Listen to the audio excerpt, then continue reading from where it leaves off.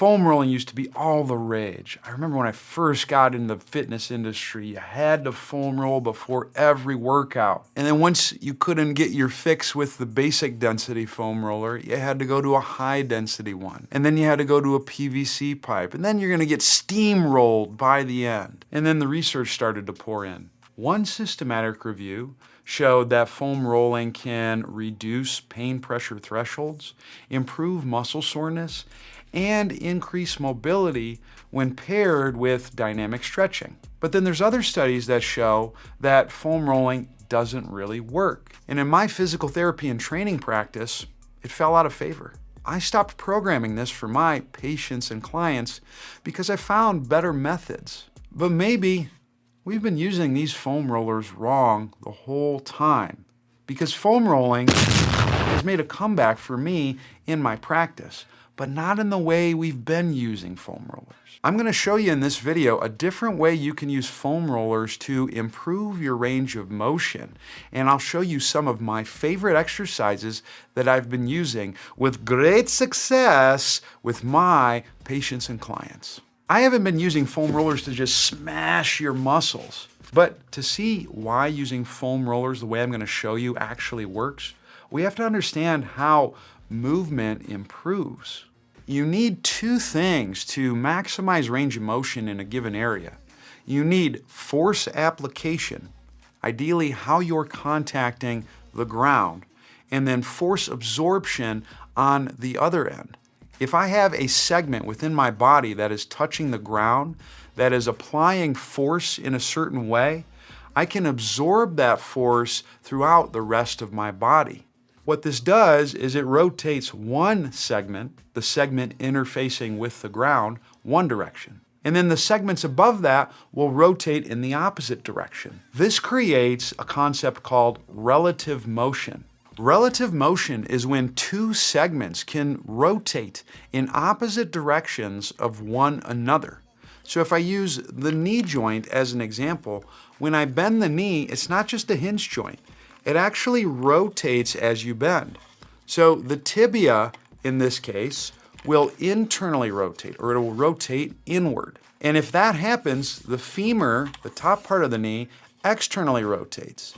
This would be an example of relative motion. Another example would be if my chest faces you and I turn my head to the right. There, my torso is actually turning left relative to my rightward facing head. What if I can't do that though? Well, in order for me to turn my head to the right, I could be like Michael Keaton in the original Batman. How much do you weigh? You see, in that case, I turn my head and my torso together. Now I'm not creating as much motion between those two segments. So what? Who cares? Well, what if your muscles have a ton of tension in them to begin with? When you apply force into the ground, you actually might increase the amount of tension locally in that area, and that actually restricts the movement. You don't have the ability to create that relative motion.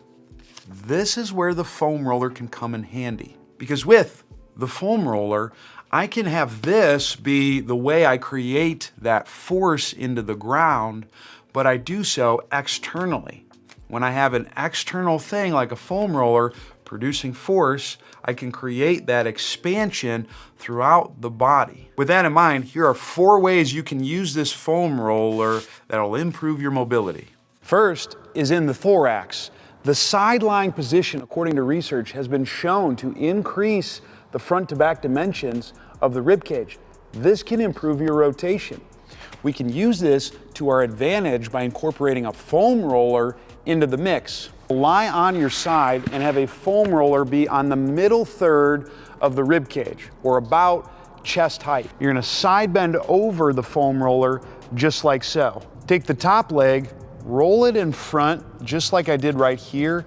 What that's gonna do is it's gonna get bottom knee contact, and it's gonna get you a little heavier into the foam roller. If the foam roller is too uncomfortable, you can put a pad underneath, so that way it offloads some of the pressure. You should be able to lift your hand up like so. Side bend over, letting your neck fall along for the ride. So you want your torso and you want your head parallel to the ground.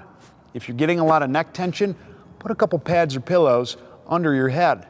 Hold this position with your arm resting on your head. Silently breathe in through the nose, and then on the exhale, you want to think about melting down into the foam roller. You'll want to do 3 to 4 sets of 5 breaths, a couple times per day with that move.